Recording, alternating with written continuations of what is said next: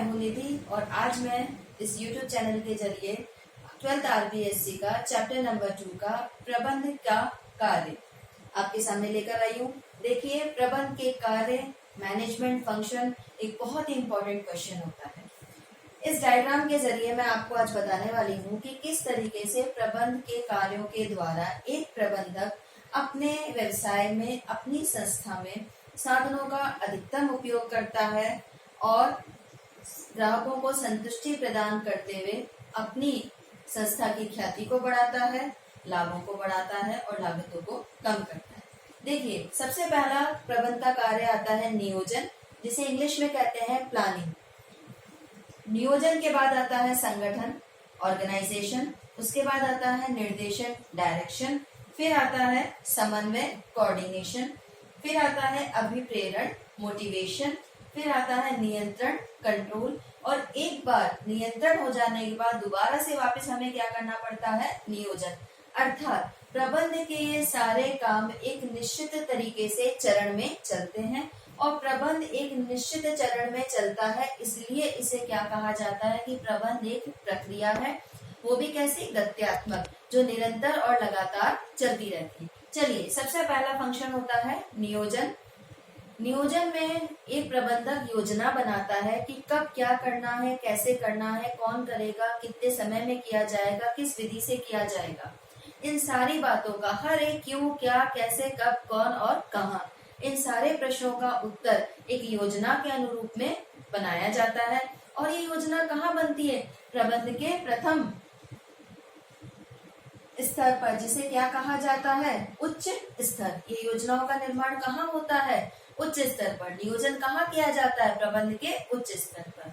फिर इन योजनाओं को कौन पूरा करेगा? इसके लिए क्या बनाया जाता है? व्यक्तियों का समूह। संगठन का अर्थ क्या है? व्यक्तियों का समूह।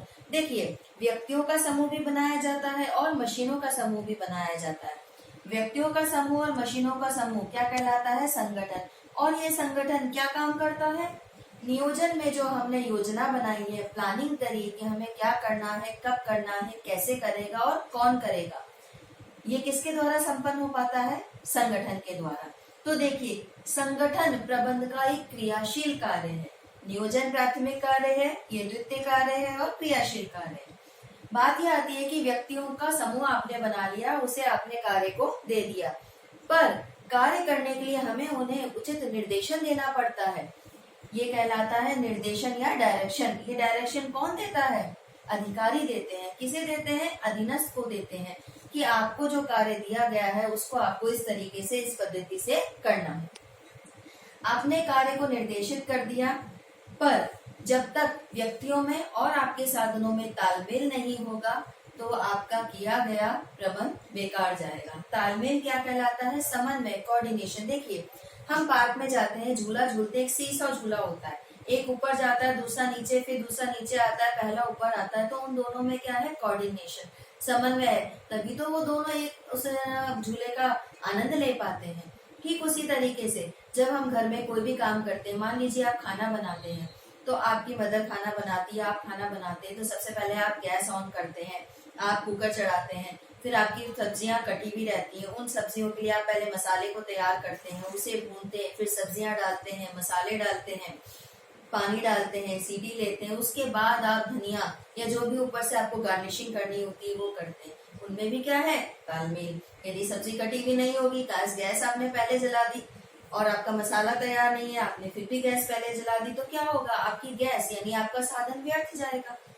ठीक उसी तरीके से एक संस्था में साधन आपके पास है, कार्य करने वाला समूह आपके पास है, बहुत अच्छी पद्धति आपके पास है, बहुत अच्छी टेक्नोलॉजी आपके पास है, पर आपके व्यक्तियों में और आपके साधनों में जब तक तालमेल नहीं होगा तो आपके साधन व्यर्थ होंगे, आपका उद्देश्य पूरा नहीं होगा।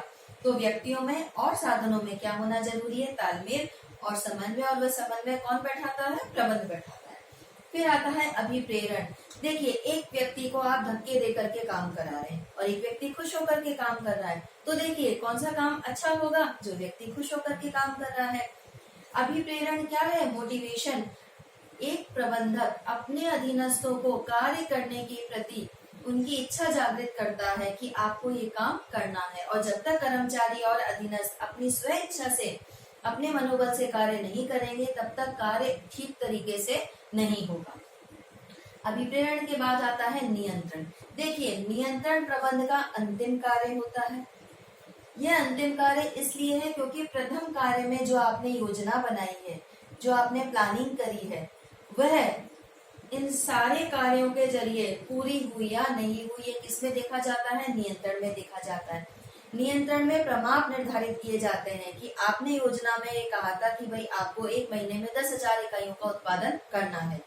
10,000 इकाइयों का उत्पादन करने के लिए आपके पास में 200 श्रमिक थे। तो अब नियंत्रण में आप ये देखेंगे कि क्या 200 श्रमिकों के द्वारा 30 दिन में 10,000 इकाइयों का उत्पादन किया गया या नहीं। प्रमाप निर्धारित हो गया 10,000 इकाइयां और 200 श्रमिक। अब वास्तविक कार्य कितना हुआ और प्रमापित कार्य और वास्तविक कार्य में हम अंतर पता लगाएंगे। यदि प्रमापित कार्य से वास्तविक कार्य ज्यादा हुआ है तो भी हम ये देखेंगे कि ऐसे कौन से कार्य थे, ऐसे कौन से कारण थे जो जिनकी वजह से, कौन से तथ्य थे जिनकी वजह से हमारा प्रमापित कार्य से भी ज्यादा हमने अपना प्रोडक्शन किया।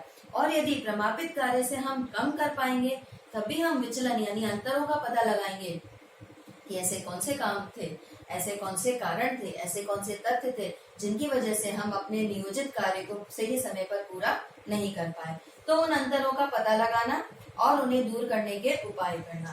फिर ऐसा नहीं है कि एक बार आपने प्रोडक्शन कर लिया और आपका काम खत्म। दोबारा से आप क्या करेंगे? नए तरीके के लिए दोबारा से योजना बनाएंगे। फिर वही कार्य संगठन, निर्देशन, समन्वय, अभिप्रेरण और नियंत्रण। संस्थाओं की प्रकृति के आधार पर इन कार्यों का क्रम बदल सकता है, पर ये एक ऐसे कार्य है, सार्वभौमिक कार्य है जो हर संस्था में प्रबंध के द्वारा किए जाते हैं। ये बोर्ड में महत्वपूर्ण प्रश्न है, निबंधात्मक के रूप में प्रश्न पूछा जाता है। इन सभी कार्यों में से कुछ कार्यों के ऊपर ये प्राथमिक कार्य, एक कार्य आता है समन्वय। इसे कहा जाता है कि समन्वय प्रबंध का सार है कैसे, ये भी बोर्ड में प्रश्न पूछा जाता है। फिर बोर्ड में ये भी प्रश्न पूछा जाता है कि व्यक्तियों को निर्देशित करना या अभिप्रेरित करना क्यों आवश्यक है। व्यक्ति जब तक कार्य करने के लिए उन्हें मार्गदर्शन नहीं मिलेगा और कार्य के प्रति वे अभिप्रेरित नहीं होंगे तो हमारी योजना सही समय पर पूरी नहीं होगी और हमारे साधन व्यर्थ हो जाएंगे और हम अपने उद्देश्य की प्राप्ति नहीं कर पाएंगे। तो दोस्तों, आपको मेरा वीडियो कैसा लगा? लाइक जरूर करिएगा, शेयर करिएगा और बेल आइकन पे क्लिक करिएगा और मेरा चैनल सब्सक्राइब कीजिएगा। Thank you.